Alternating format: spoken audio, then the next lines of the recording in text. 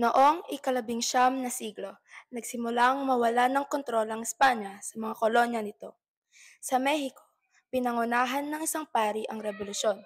Sa Pilipinas, lumalaganap na rin ang apoy sa loob ng simbahan. Matapos pinatay si Hermano Pule, hinati-hati ang kanyang katawan ng pamahalaang Espanyol.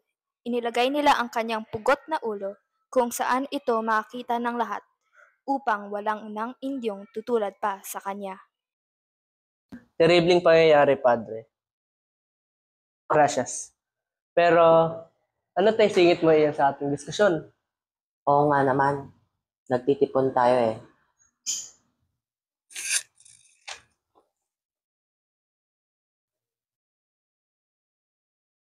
Oh, Diyos ko. Panibagong sedula mula sa kaguran ng ibayong dagat ng Espanya. Pinagmumukha nila sa mga praile na wala tayong pinagkaiba kay Pule. Tila kontra Kastila. Alam mo, Padre, kung nabubuhay Iyan ang problema, iho. Sa mga mata ng praile. Sila ay Kastila. Pero tayo na isinilang dito. Hindi tunay na Kastila. Kung gaya, ano tayo? Sa mga mata ng mga praile, hindi tayo Kastila. Kundi segunda klase. Padre, anong gagawin natin ngayon? May pa pang paraan. Mag-iingay tayo. Magpapadala tayo ng mga panukala sa Patronato Real sa Madrid upang ipaglaban ang ating adhikain at magpapalimbag din tayo ng mga manifesto sa mga hadyaryo upang ang publiko ay maging mulat din tungkol sa ating ipinaglalaban. Ipakita natin ang ating talion upang patunayan tayo mga tao rin tulad ng mga praile. Usahin natin ang ating mga paliwanag upang pakinggan nila ang ating mga tinig. Hindi pa awat ang mga praile. Ako mismo na inatasa ng Vicar Forane ng buong Cavite. Na hindi nila ako kinakonsulta sa kanilang mga binarko. Simula nang binaliktad ng kautosang iyan at ang terminong iyan. At binabastos na rin ang mga secular. Mga kamahalan, kayo ay hinggit kung sino mang makansalahin ang kautusan at maibalik ang parokyang isinagawa ng mga praile. Makikinig sa inyo ang Madrid. Habang naririto pa ang Monsignor, maaari bang papirmahin ito? Hindi panghabang buhay ay susulong ni Padre Burgos ang laban na ito. Don Pepe, huwag kang magulat. Kung sa darating na panahon, ikaw rin, ipaparatang bilang rebelde o tila kontra Espanya. Ang importante, gawin mo ang tama. Gamitin mo ang iyong kataniluhan at ang iyong kakayahan para pagtanggol. Ang karapatan. Karapatan natin mga kura siglara. Si. Pantay. Kalidad para sa lahat ng tubong Pilipinas.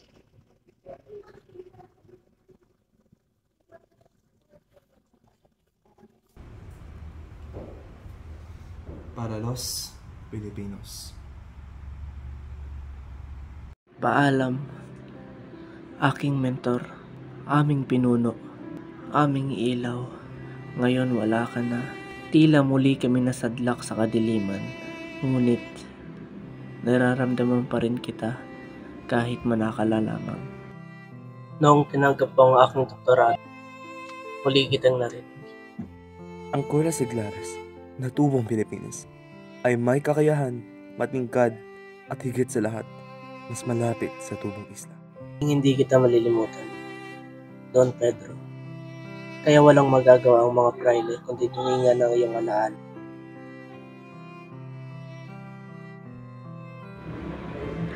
Isang manifesto, hindi lamang ipagtanggol si Padre Pedro Palaez, kundi para rin isulong ang mithiin ng tubong Pilipinas.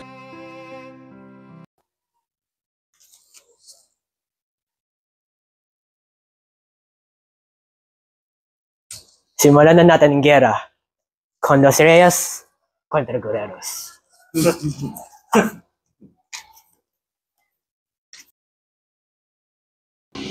¿Qué? ¿Padre Burgos? Espera un momento. Espera un momento. ¿Qué significa eso, señor?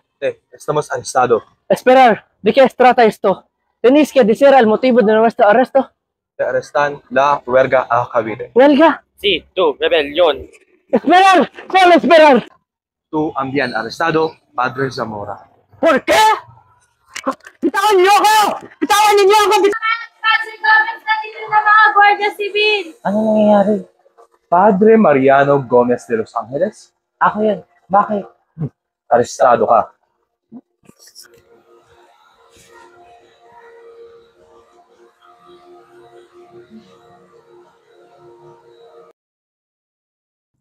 Sino nang maniniwala na kasabot tayo sa aklasan?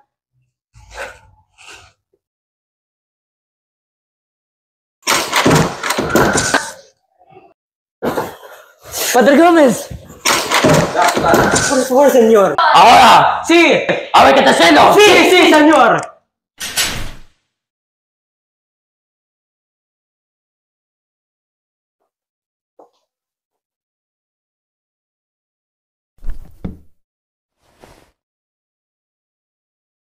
Korte martial daw ang husga sa atin. Korte martial? Malaking posibilidad na hindi pagbigay alam ang ebidensya labas sa atin. Sa madaling salita, planado ang lahat ng ito. Anong gagawin natin? Anong gagawin natin? Hindi ba't ikaw doktorado, di ba? Kami kaya mong defensahin? Hindi ba?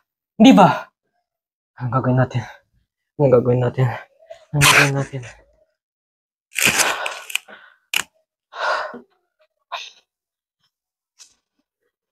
Susubukan ko. Panigurado ako na wala silang ebidensya laban sa atin. Pakinggan ka nila. Pakinggan nila tayo. Kung hindi ka dumalo sa bahay, hindi mo dadaputin!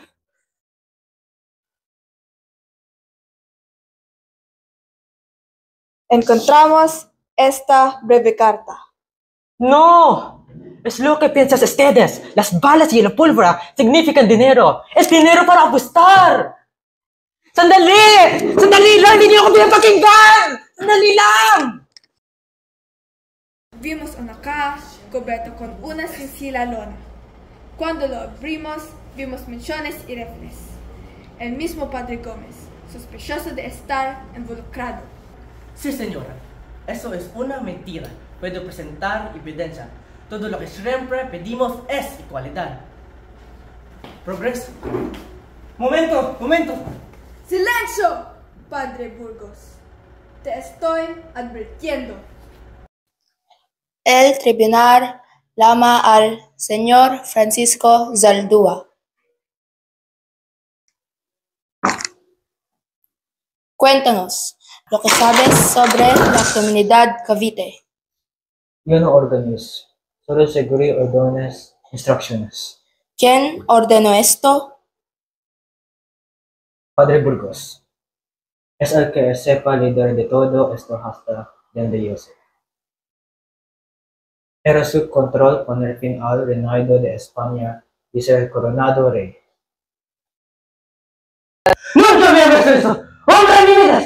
¡Nunca me britas! ¡Mentiras! ¡Mentiras! ¡Todo es mentiras! ¡Todo es mentiras! ¡Mentiras! Pamerito na walang formal na akusasyon? Walang matibay na ebidensya? Ito ba ang hustisya ng Espanya? Sentencia de muerte dictada el 17 de febrero 1872. José Burgos, Mariano Gómez, Jacinto Zamora, declarado culpable de violar la ley. Sa kanya ako lubos na naaway.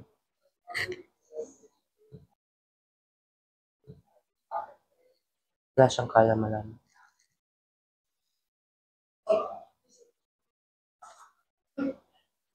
Hindi ko ata ito kayang tawagin padre. Tama nga sinabi ng isang estudyante sa Benjamin. Ang Filipino ay kinasihan ng kamalasan. Naniniwala ka sa malas, Padre Burgos? Sa kalagayan na to? Aba, syempre.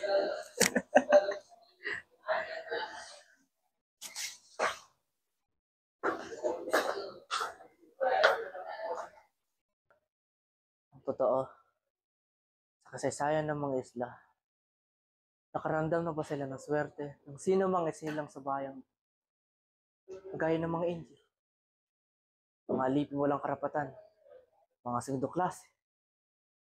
At tayo, kahit may dugo tayong Espanyol, halos di tayo tunuring mga tao dahil lamang dito tayo isinilang. Ngayon sabihin mo sa akin, Padre, hindi pa talaga tayo minalas at isinumpong bayan? Mga estudyante ko, nadamay sila. Lahat sila. Sasabihin nila, ikaw ang nagdala ng mahal sa kanya.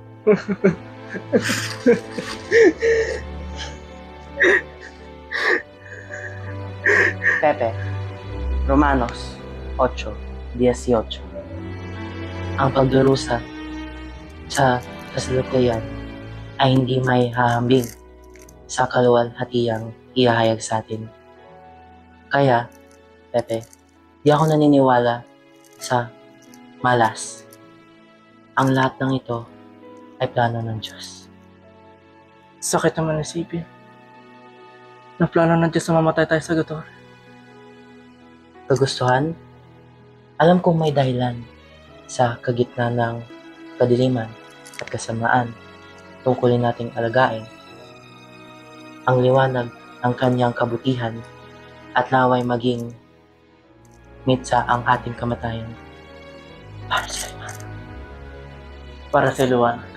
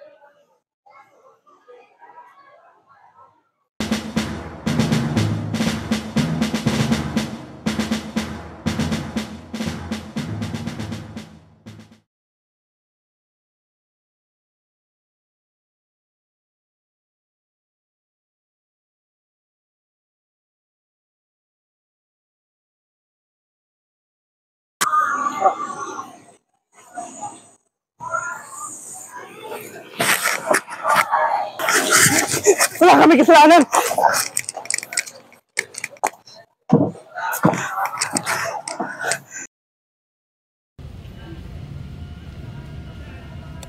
Wala kami kasalanan!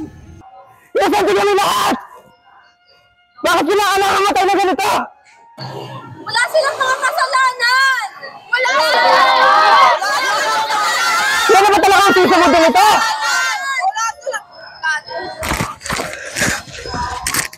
Jesucristo mismo también es inocente.